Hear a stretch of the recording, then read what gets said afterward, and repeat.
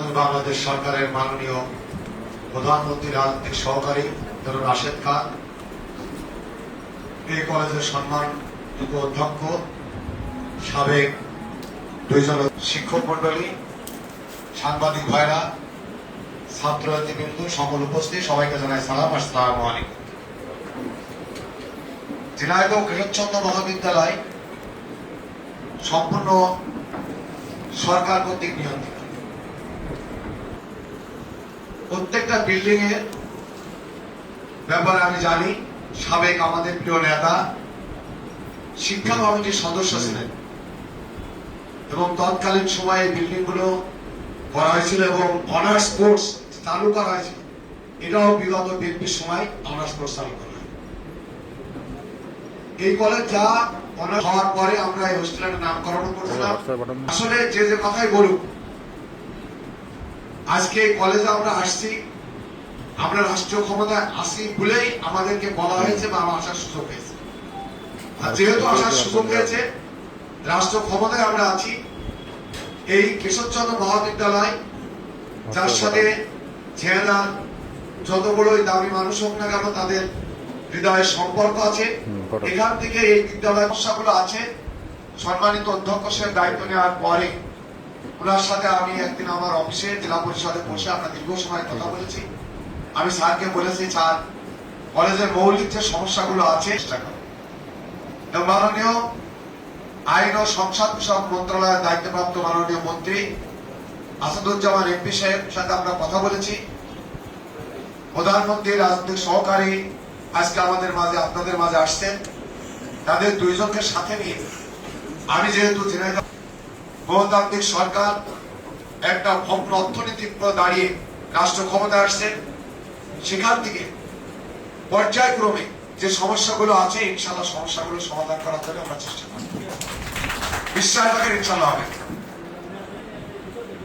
শিক্ষা প্রকৌশলী সাথে আমি আজকে কথা বলবো। আমার অধ্যক্ষ বাস্তবে রূপ হয়নি, কি করণীয় সেগুলো দেওয়ার পরে আমরা এগুলো করার চেষ্টা করবো। শিক্ষা প্রকৌশলীর কথা বলে যা যা করণীয় সেই কাজগুলো করা হবে। বরাদ্দ থাকলে কাজ হবে না, এটা হয়তো এক সময় হইতে পারে, কিন্তু এখন সেই সুযোগ আর নাই যে বরাদ্দ থাকলে কাজ হবে না, টেন্ডার হবে না, এগুলো এখন আর হওয়ার কোন সুযোগ নেই। আর আমার শ্রদ্ধ স্যার টিপু স্যার বলেছে যে মহিলা হোস্টেলের সামনে কিছু দোকান আছে, এগুলো আমার জেলা পরিষদের সম্পদ। আমার জানার মধ্যে এগুলো বিগত সময় জেলা প্রশাসক ডিসি সাহেব যখন দায়িত্ব ছিলেন, সম্ভবত ফকির সাহেব ছিলেন, ওই সময় উনি একটা মসজিদ করে গেছিল এবং এই জেলা পরিষদের অধীনস্থ যতগুলো প্রপার্টি আছে সব মসজিদের নামে করে দিয়ে গেছে।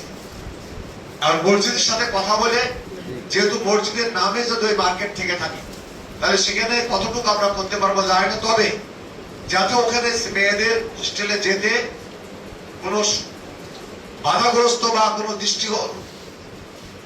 দৃষ্টিকোণের কোনো কিছু না হয়, তার জন্য জেনে জেনে করণীয়, তারপর শিক্ষকদের কোয়ার্টার করতে পারে, নিঃসন্দেহে একটা ভালো কিছু করা সম্ভব।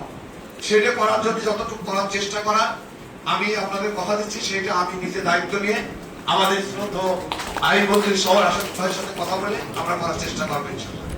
আমাদেরকে মাননীয় অধ্যক্ষ সাহেব অত্যন্ত ভালো মানুষ, অত্যন্ত বিচক্ষণ মানুষ। উনি এখানে যোগদান করার পূর্বেই ওনার সম্পর্কে জেনেছি, বুঝেছি এবং খোঁজ দিয়েছি। ওনার সাথে নিয়ে আপনাদের সকলের সহযোগিতা নিয়ে ইনশাআল্লাহ কেশবচন্দ্র মহাবিদ্যালয়ের অসমাপ্ত কাজগুলো সমাপ্ত করা। এখানে আসলে জায়গার খুব সংকট।